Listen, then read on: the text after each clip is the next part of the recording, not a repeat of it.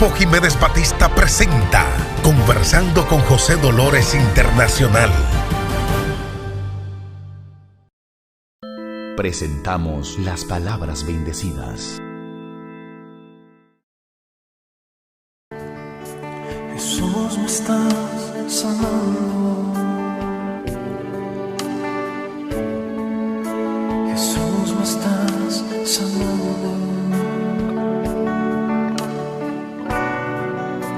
Por tu misericordia.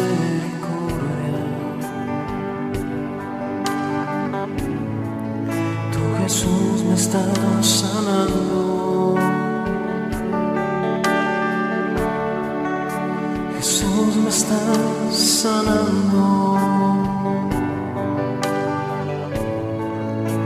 Jesús, me estás sanando. Por tus benditas llagas. Tú, Jesús, me estás sanando.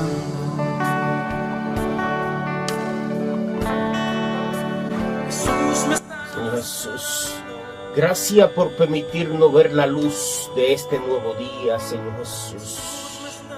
En nombre de cada uno de mis amigos televidentes, te damos la gracia, Señor. La gracia por siempre estar ahí presente en cada momento, en cada instante, Señor Jesús, como un guardián protegiendo a cada uno de nosotros. Por eso, gracias, Señor, en nombre de mi familia y en nombre de todos los que nos ven en esta hora, Señor. En tu nombre bendito y alabado sea.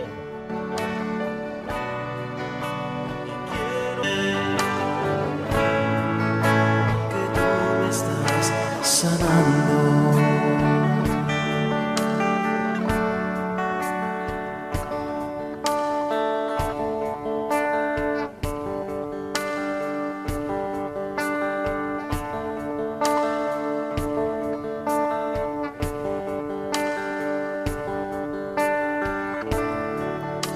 Jesús, me estás tocando. Jesús, me estás tocando.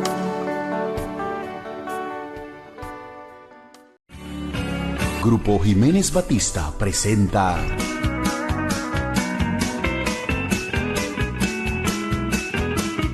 Iniciando el Día.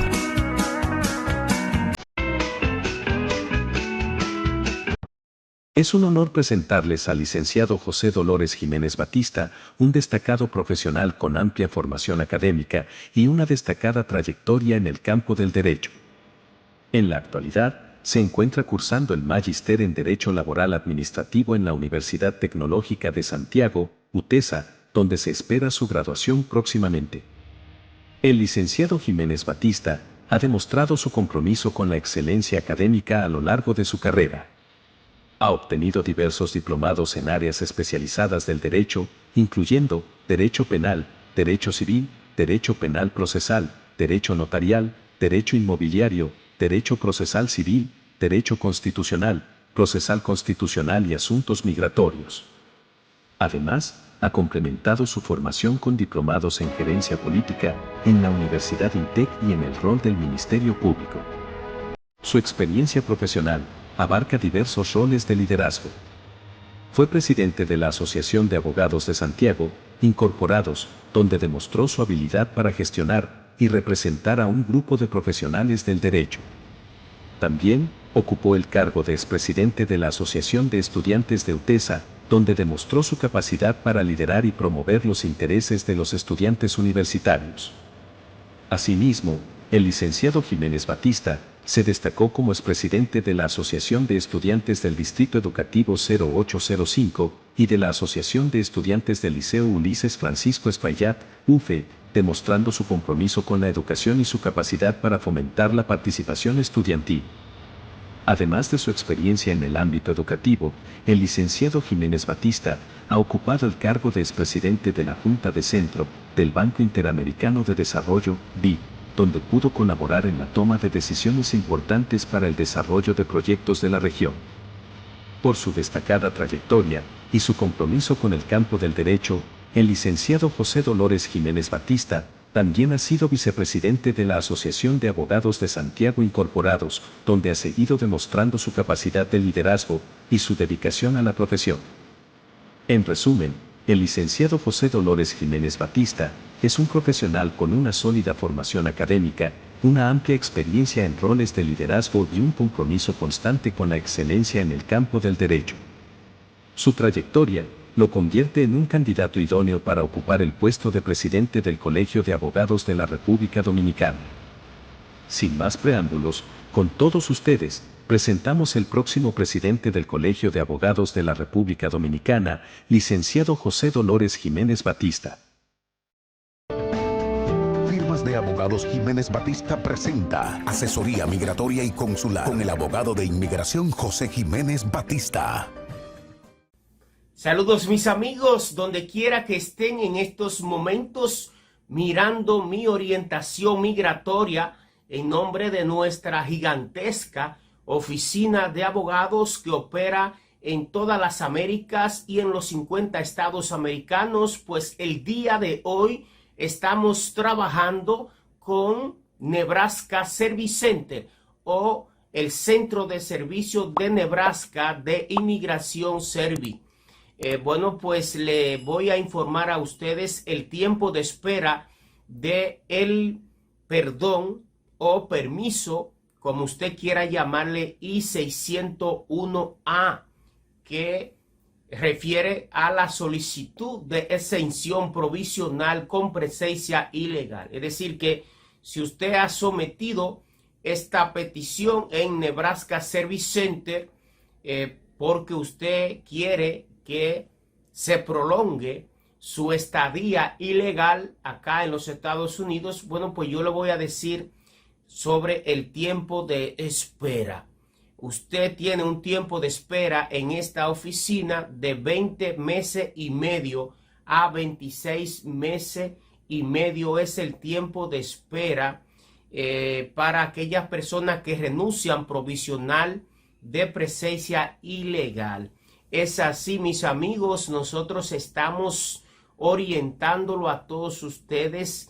Acá en mi canal pues tienen toda una universalidad de todos los temas de inmigración, desde cómo pues presentar a tiempo un cambio de dirección hasta cómo ciertamente pues incoar una apelación ante la IOR, que es el Tribunal de Inmigración de los Estados Unidos de América. En fin, toda una, reitero, una universalidad de los temas migratorios, pues acá en nuestro canal ustedes lo tienen. No hay desperdicio acá, no hay temas que nosotros no toquemos en favor de ustedes. No clasificamos los temas, llevamos las orientaciones desde la A hasta la Z, todo, desde los perdones,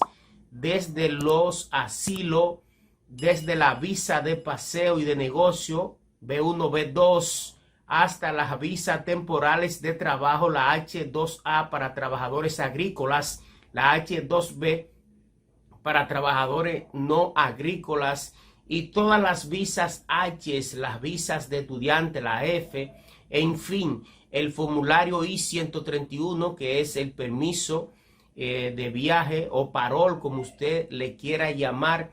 Es decir que, reiteramos, desde la A hasta la Z, acá tienen una orientación del más alto nivel con su abogado José Jiménez Batista. Continúen viendo toda nuestra programación, tanto acá en YouTube como en mi canal de televisión, mis programas en mi canal de televisión Fuego y Telemilenio, Fuego 40 en Aster para el municipio y la provincia de Santiago, República Dominicana, y para todo el país, Fuego TV. Ya estamos también en Claro en el canal 99 y Telemilenio canal 36, 50 y 75. Y por acá por mi plataforma gigante de YouTube y por mi plataforma gigante de Facebook. Aquí estamos. Vamos a reiterarle en la parte final el tiempo de procesamiento, es decir, el tiempo de espera para aquellas personas que han incoado, como decimos los abogados, o han solicitado una exención provisional por presencia ilegal acá en los Estados Unidos, o renuncia provisional de presencia ilegal. Bueno, pues el tiempo de espera, reiteramos, son 20 meses y medio a 26 meses y medio es el promedio. Señores, continuamos con más orientaciones migratorias. Para interactuar en nuestro chat en vivo y consultarnos totalmente gratis, visita y suscríbete a nuestro canal de YouTube, Jiménez Batista, Asesoría Migratoria y Consular.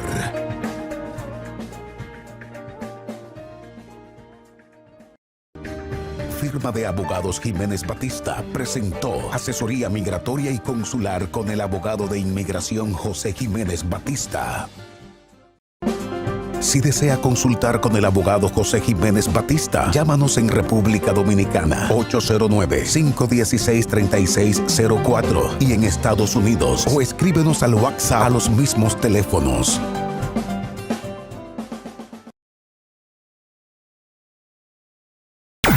Iniciando el día presenta Nuestra Historia.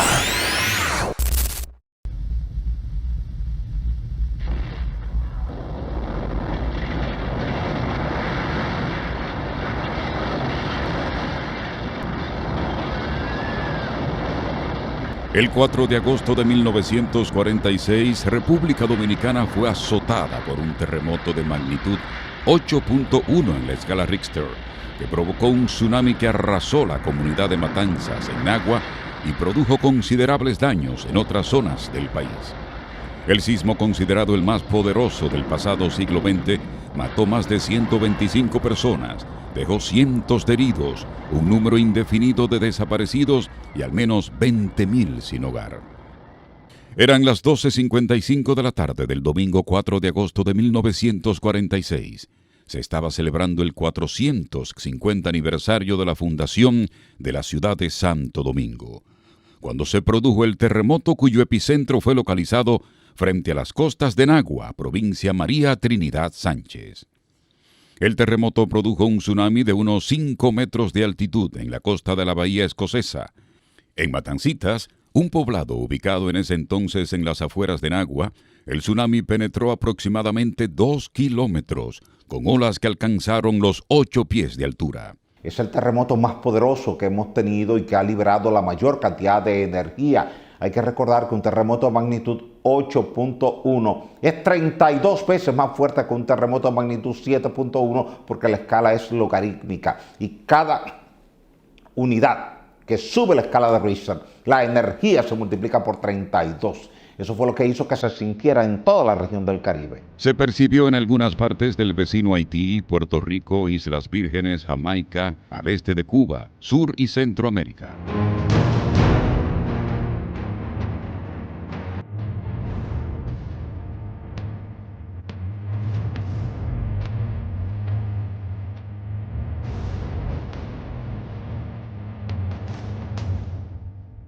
La zona más golpeada fue Matanzas, en Nagua, donde el mar se retiró, y hubo gente que empezó a cruzar para recoger peces y objetos, pero al regresar el mar, las aguas barrieron con todo a su paso.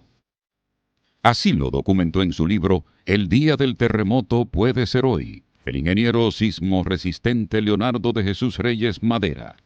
De acuerdo a testimonios obtenidos por el también presidente de la Sociedad Dominicana de Sismología e Ingeniería Sísmica, Sodisísmica, algunas personas se encontraban jugando cuando el fenómeno natural los sorprendió. Incluso hubo ese terremoto produjo un tsunami que afectó la zona de Matancita y habían unas 300 casas que, según las informaciones que yo recabé en mis investigaciones cuando estaba haciendo el libro, solo 8 quedaron en pie. Algo importante fue que en Matancita no murió nadie. O sea, yo entrevisté más de 10 personas, 10, 12 personas que vivieron el terremoto en esa zona y no murió nadie. Eso para mí fue sumamente extraño. La República Dominicana, para esta fecha, sus edificaciones en sentido general eran de madera.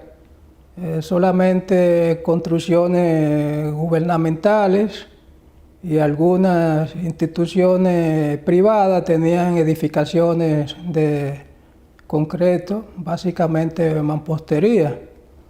Estas edificaciones en sentido general no estaban preparadas para soportar un evento sísmico de aquella magnitud de 8.1 en la escala de Richter que ocurrió en la parte noreste de la isla.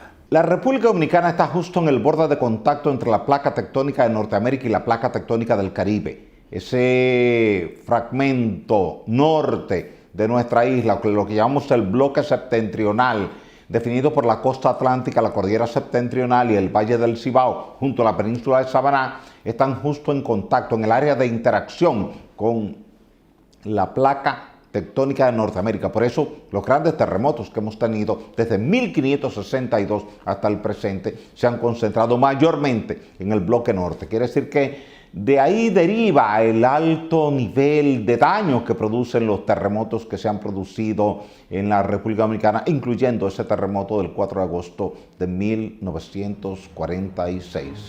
En la comunidad de Matancitas, arrasada por las aguas del Océano Atlántico, hasta el parque desapareció. El panorama era desolador, pues era la primera vez que ocurría un suceso de tal magnitud.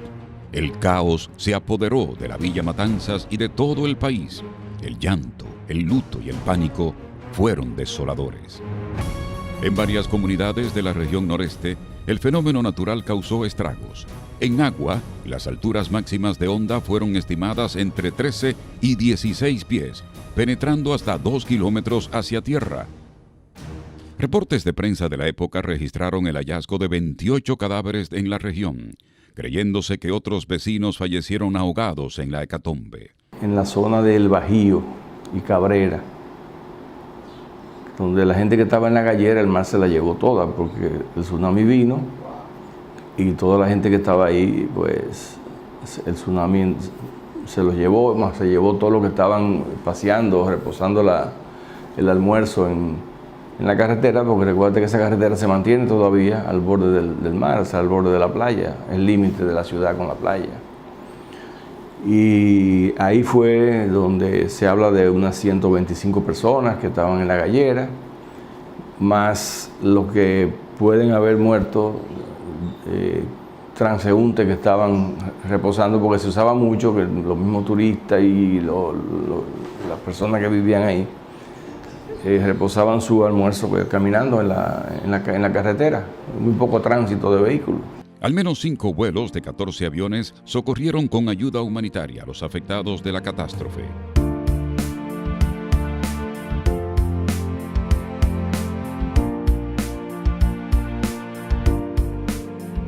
En Samaná, las pérdidas fueron considerables, en especial en la bahía.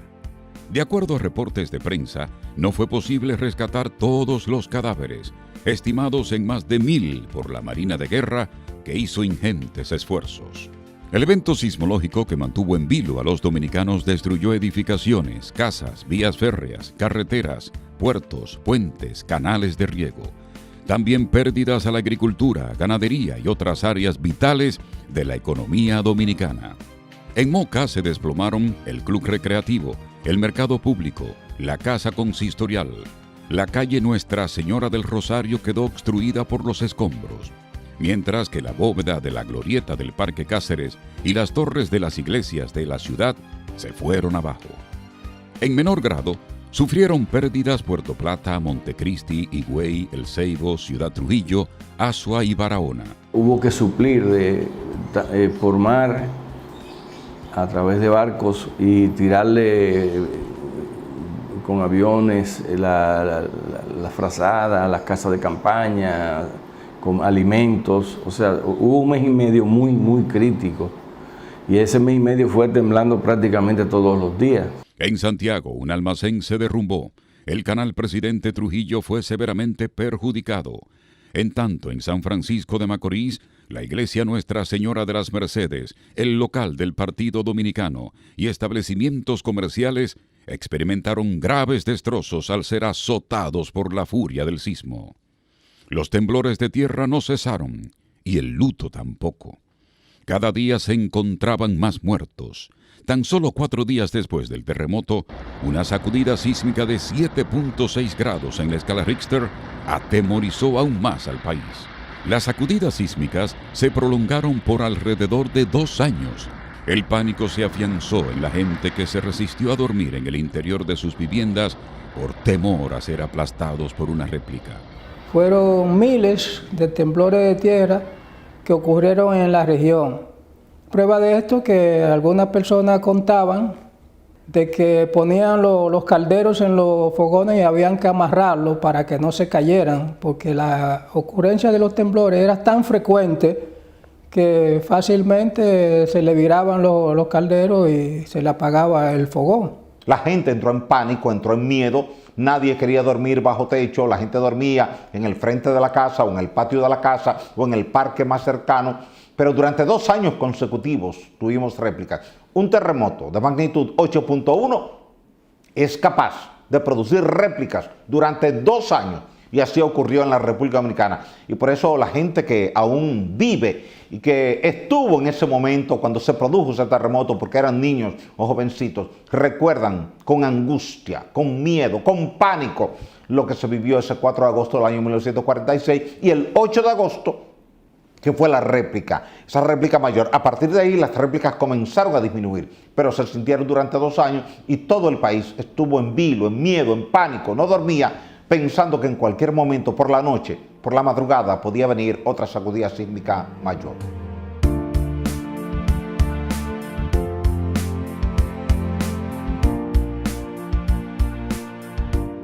Las cifras son disímiles, considerando que ya teníamos al gobierno de Trujillo y que Trujillo había sido golpeado por el huracán San Zenón el 3 de septiembre del año 1930. Trujillo entendía que presentar la cifra real de muertos y heridos por ese terremoto podía llevar a la población a sublevarse contra él, porque este pueblo siempre cree muchas cosas y entiende que si ya el gobierno había sido golpeado por un terrible huracán como San Zenón y ahora estaba siendo golpeado por un terrible terremoto, el mayor de toda la historia, era una señal de Dios y de la naturaleza de que no querían a Trujillo. Eso hizo que Trujillo minimizara los daños. Por eso hay cifras distintas. En algunos casos se habla de 1.800 muertes, en otros casos se habla de 200 muertes. Lo cierto es que la comunidad de Matanzas quedó asolada, quedó destruida. No hay un número que nos pueda decir cómo ahí murieron tantas personas.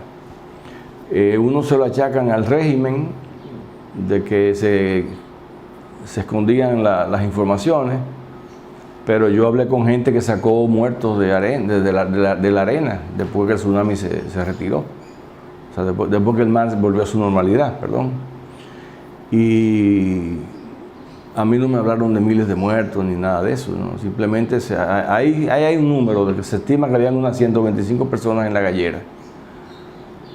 Pero eso yo no pude determinar en mi libro un número exacto de pérdidas de vida ni desaparecidos.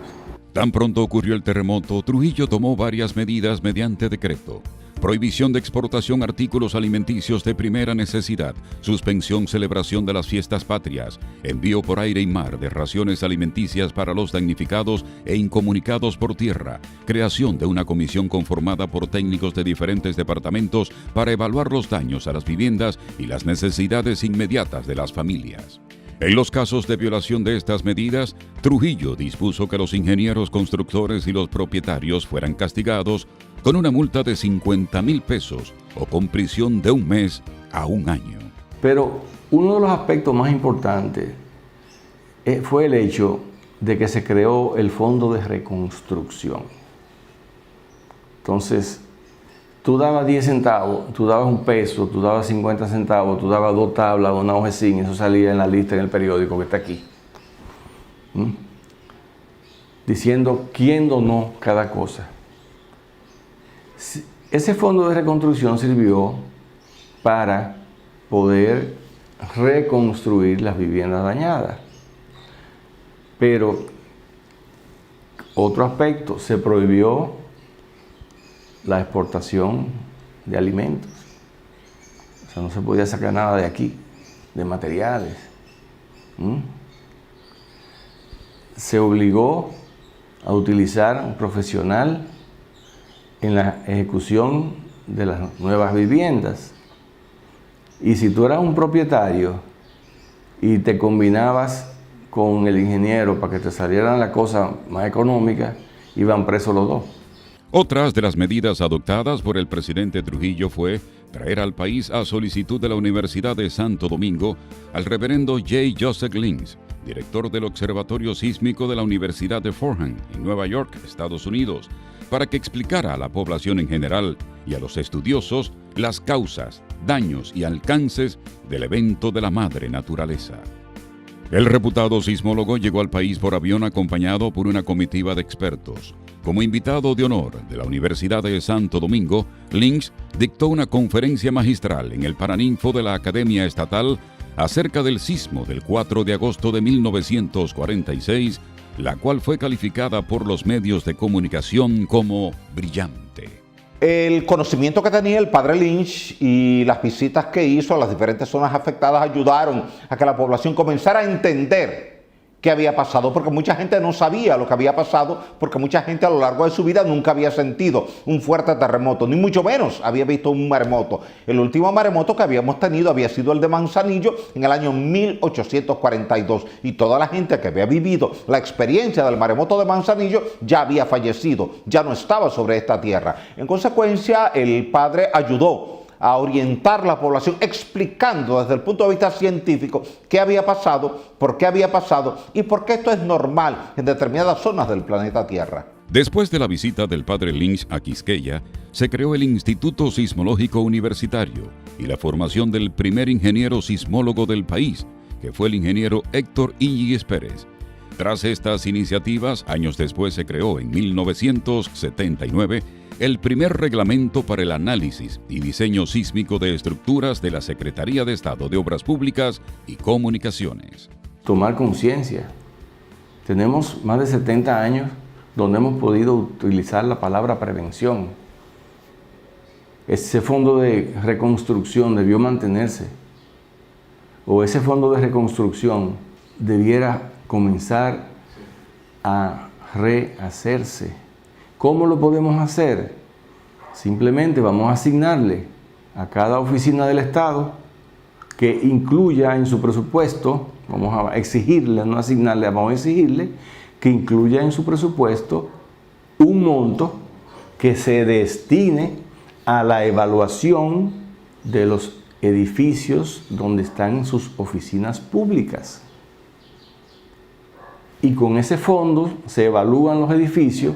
Como ya tenemos códigos sísmicos, podemos evaluarlo sobre la base de ese código sísmico y ver si son vulnerables o no a un terremoto. Ese reglamento fue una introducción a lo que es la cultura de la sismicidad en nuestra sociedad y para ayudar a los ingenieros a establecer algunos estándares cuando tengan que diseñar y construir una estructura. Tuve el privilegio y el honor de participar en el año 1979 en la puesta en circulación de ese reglamento que se hizo en el Salón de Conferencias del Edificio de Oficinas Gubernamentales, mejor conocido como el UACAL. Allí se presentó de manera pública ese esfuerzo que había hecho la Sociedad Dominicana de Sismología e Ingeniería Sísmica, Sodosísmica, con un trabajo conjunto de Rafael Corominas Pepín, de Orlando Franco, de Juan Chalas, de Leonardo Reyes Madera, de Héctor O'Reilly, de todos los ingenieros que habían decidido agruparse, muchos de ellos que habían ido a estudiar sismología al CIDIAT, a Venezuela, y trajeron sus conocimientos aquí a la República Dominicana para compartirlos con la sociedad dominicana. El terremoto y el tsunami del domingo 4 de agosto de 1946 trastornaron la vida del pueblo dominicano y cambió para siempre la percepción que se tenía sobre estos fenómenos. A poco más de 74 años del terremoto de Santo Domingo, el recuerdo de esta tragedia se mantiene vivo en la memoria de cientos de dominicanos de la época y en las páginas de nuestra historia.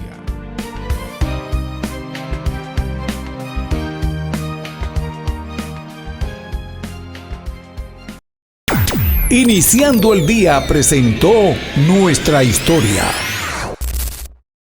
Eddie Baez, hechos, no palabras.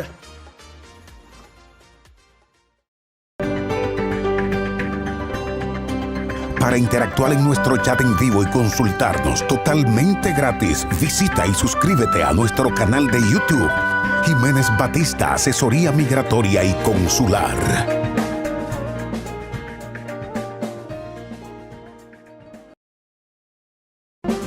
Si desea consultar con el abogado José Jiménez Batista, llámanos en República Dominicana 809-516-3604 y en Estados Unidos o escríbenos al WhatsApp a los mismos teléfonos.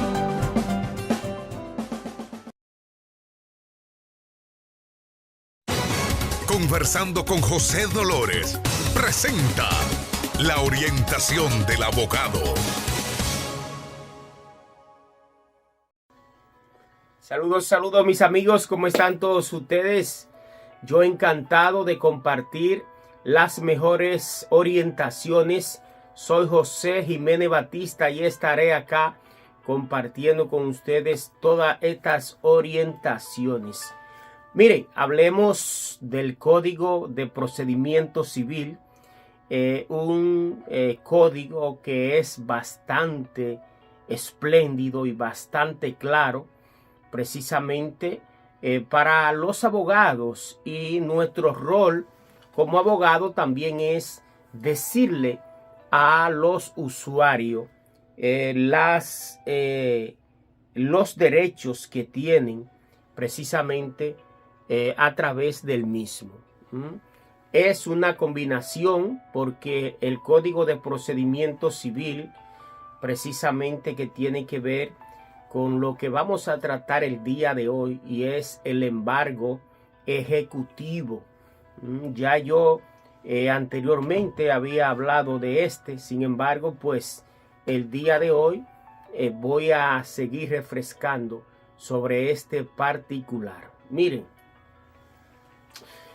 hablar del embargo retentivo y hablar del embargo ejecutivo, vamos a invertir, ¿no? Empecemos con el embargo ejecutivo.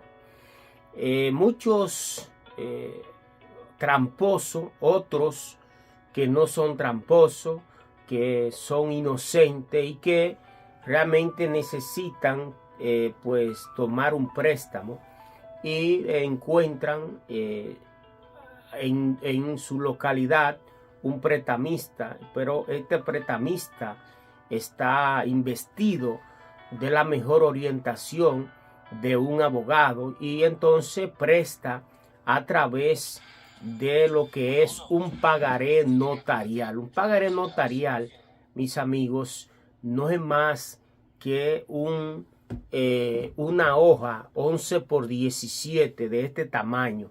Cuando usted le ponen a firmar una hoja de este tamaño, bien grandota, siempre es importante que usted pues se deje asesorar a través de nuestra asesoría acá en nuestro espacio de televisión y a través de mis canales de YouTube, Jiménez Batista Asesoría Legal.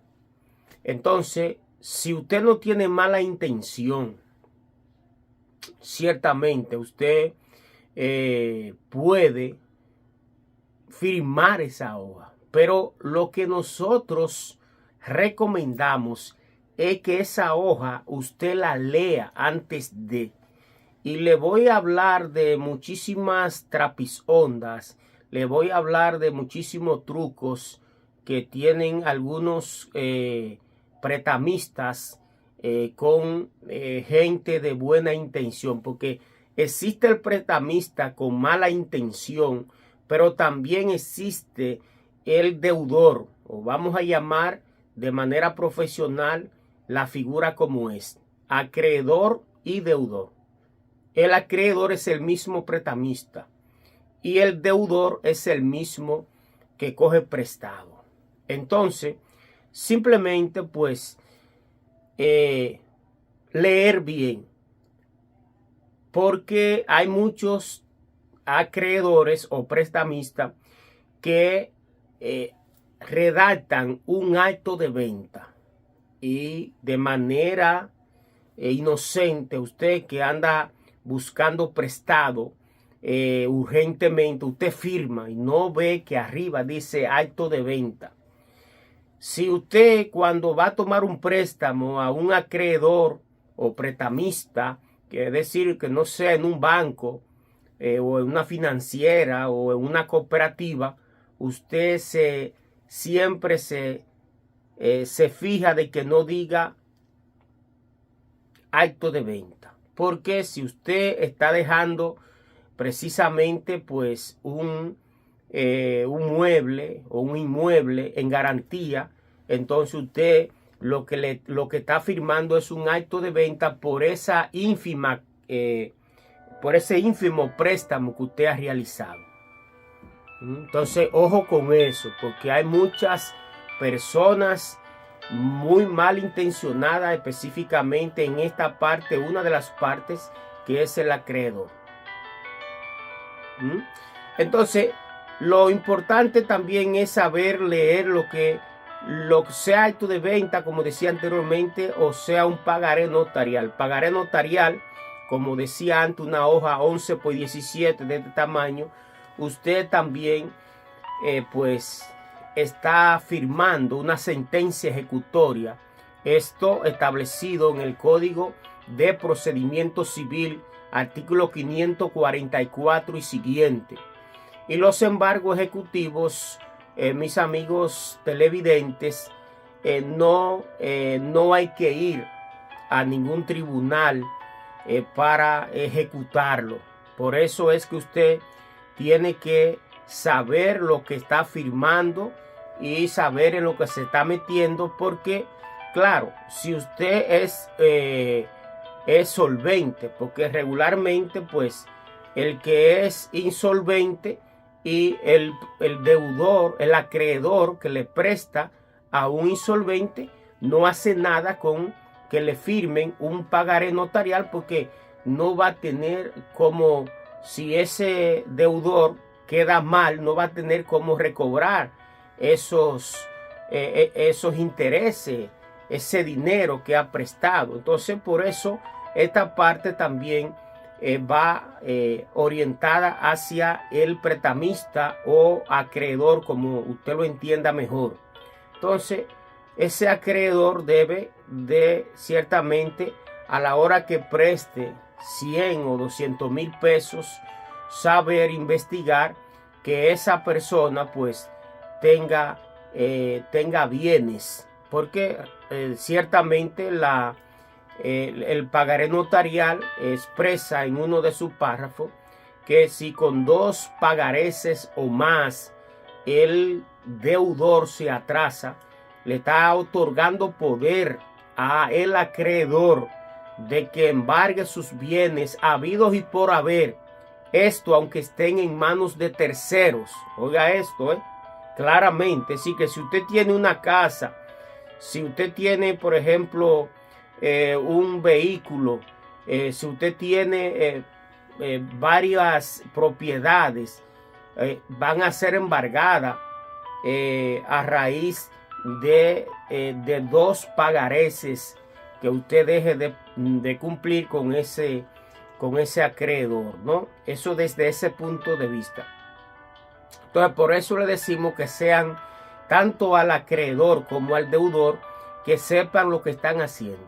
Al acreedor, como decía anteriormente, que sepa que si está prestando una alta suma de dinero a esa persona, bueno, pues que sepa, reiteramos, que esa persona tiene bienes para que pueda entonces garantizar ese préstamo. Claro, desde un punto de vista, aquí hay personas que son más allá y que prestan, ¿verdad? Que le dicen al otro, no, yo te presto si tú me traes tu título de propiedad. Cuando se hace así, es un préstamo hipotecario.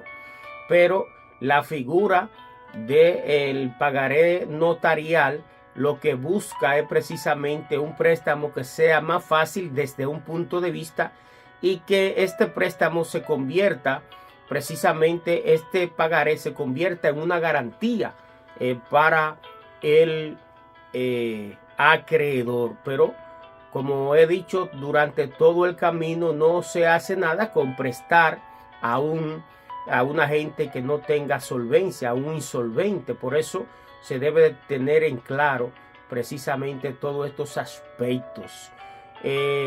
Más adelante vamos a seguir abundando sobre este pagaré notarial y cuáles son los tribunales, si se quiere, si he atacado, porque en principio este pagaré notarial, como dije al inicio de esta orientación, reviste pues ciertamente la misma autoridad de una demanda, ¿no? Es una demanda en las manos, es una sentencia, es la expresión correcta. Después de la pausa seguimos con más orientaciones. José Dolores Jiménez Batista, el futuro. Si desea consultar con el abogado José Jiménez Batista, llámanos en República Dominicana 809-516-3604 y en Estados Unidos o escríbenos al WhatsApp a los mismos teléfonos.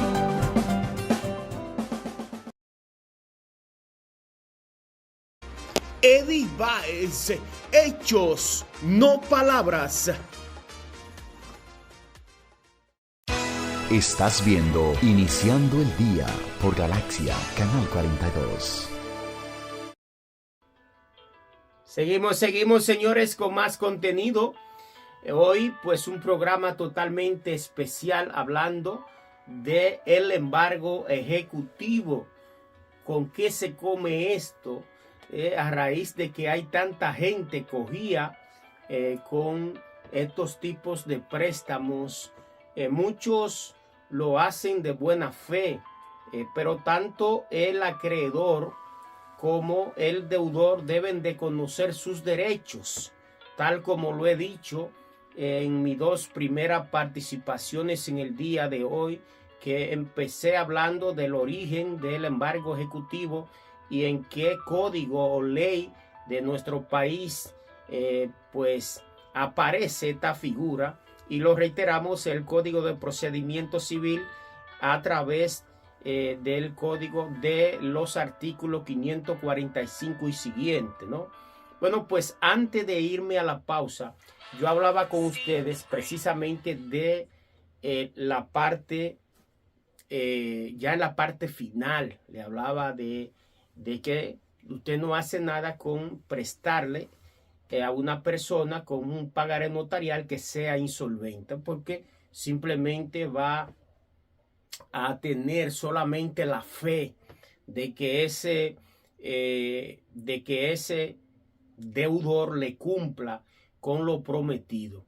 Pero dice mamá que el que tiene los pollos tiene que pensar en el mosquillo.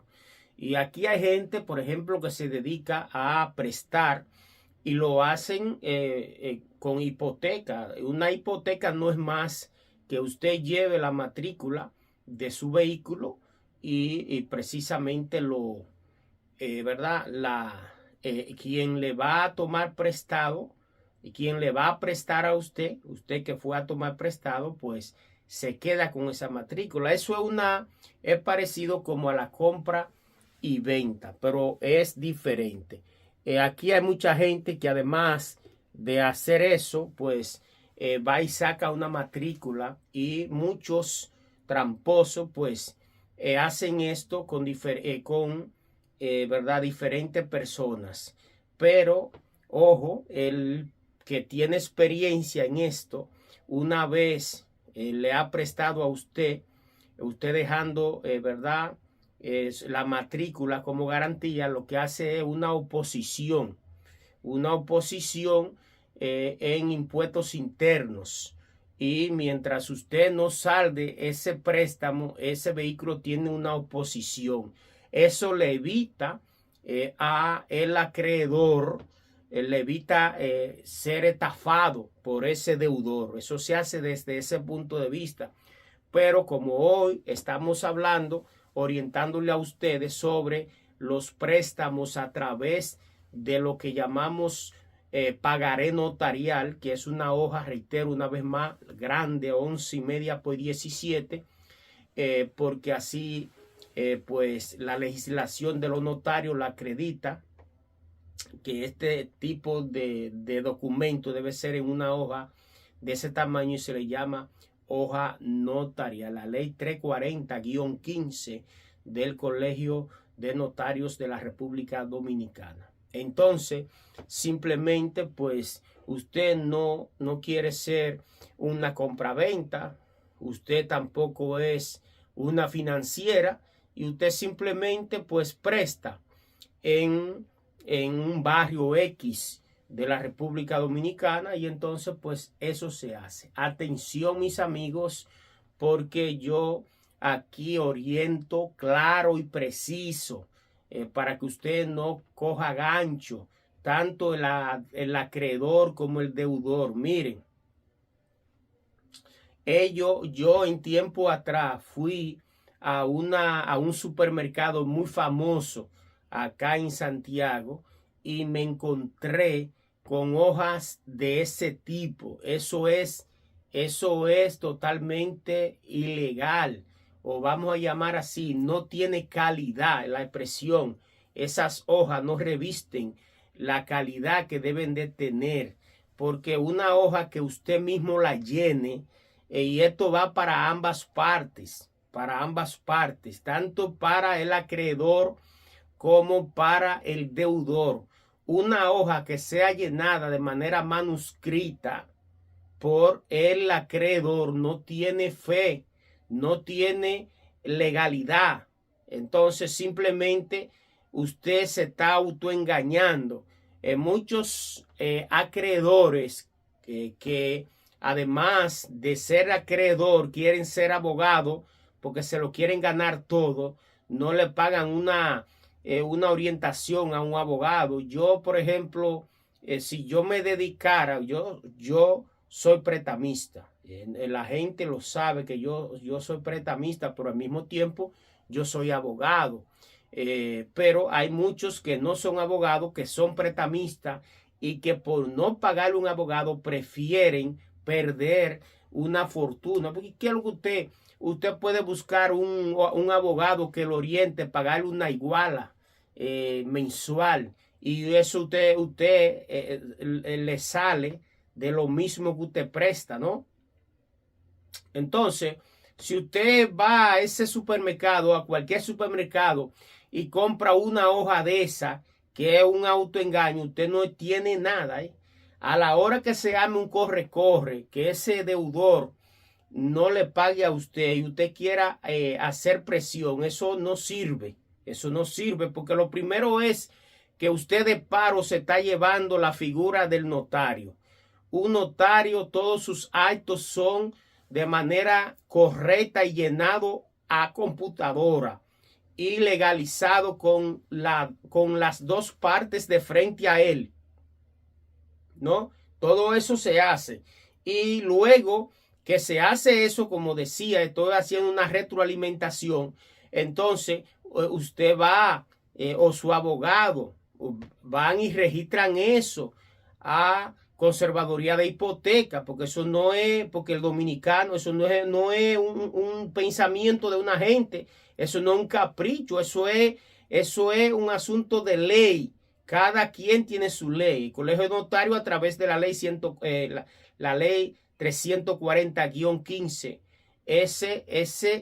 esa ley pues acredita el notario, y nosotros como abogados no podemos ir a usurpar la función del notario. Nosotros somos abogados, pero no somos notarios. O sea, eso es importante que el dominicano que no conoce de leyes sepa que un abogado es abogado, pero no necesariamente tiene que ser notario. Ser notario es ser precisamente tener una investidura para ser notario, ¿no? Y eso pues es así. Por eso cada quien tiene sus funciones. El abogado común y corriente tiene sus funciones y el notario también tiene la suya.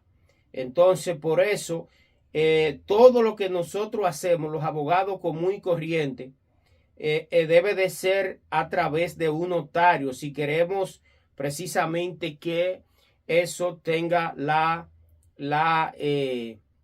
precisamente la importancia que debe de tener. Miren, he estado hablándole a ustedes de la ley 340-15. No, corrijo, es la 140-15. La ley de notarios, 140-15, ¿no? Entonces, reitero, nosotros los abogados tenemos la facultad solamente para ejercer nuestra profesión en todo el ámbito de lo que nos permita, pero todo lo que son asuntos de escritura, todo lo que es pagaré notarial, todo lo que es además un contrato de cotalitis, que es el contrato para nosotros hacerle al cliente, abogado, todo lo que es, por ejemplo, una partición de bienes, todo, absolutamente todo tiene que pasar por la mano de un abogado si es escritura para fines correspondientes. Entonces, eso yo quería exhortárselo a ustedes, porque he visto, reitero, yo me quedé con la mano en la cabeza cuando yo fui a ese supermercado y vi uno de los supermercados más grandes que están vendiendo. Yo no sé cómo el colegio de notarios no ha ido y le ha hecho una intimación a ese supermercado para que deje de vender actos notariales, entre comillas, ¿verdad? Una copia de lo que es un acto notarial oficial, para que un dominicano que es chapucero, que quiere la cosa fácil, va y lo compra y se autoengaña, porque a la hora de ciertamente de incoar ante la ley, o donde quiera que vaya, simplemente lo van a rechazar y va a perder su negocio. Señores, pausamos y al regreso continuamos con esta programación especial sobre las orientaciones de préstamos, deudor, acreedor, embargo ejecutivo, ley de procedimiento civil de República Dominicana.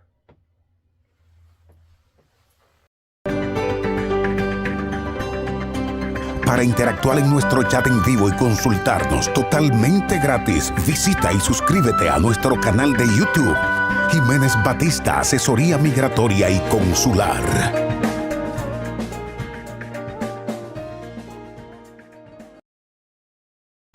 Eddie Baez, hechos, no palabras. Iniciando el día presenta nuestra historia.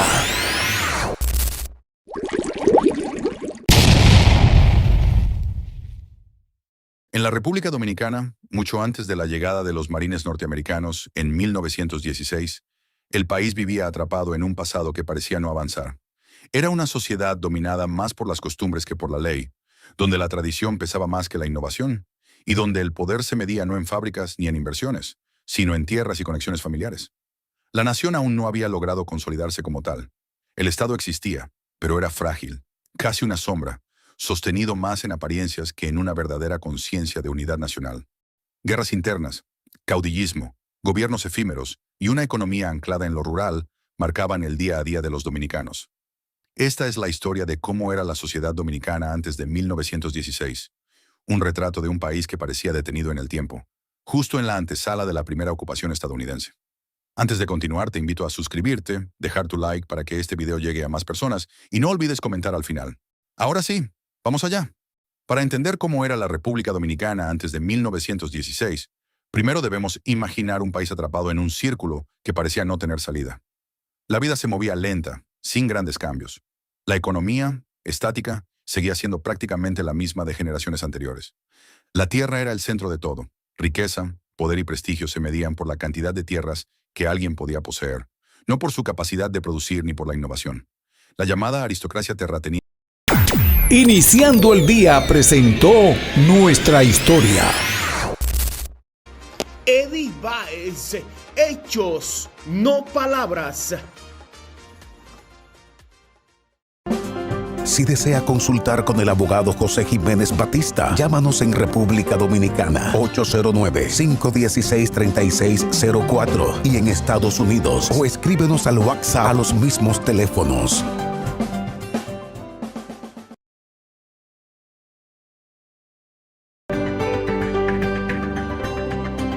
Para interactuar en nuestro chat en vivo y consultarnos totalmente gratis, visita y suscríbete a nuestro canal de YouTube, Jiménez Batista, Asesoría Migratoria y Consular.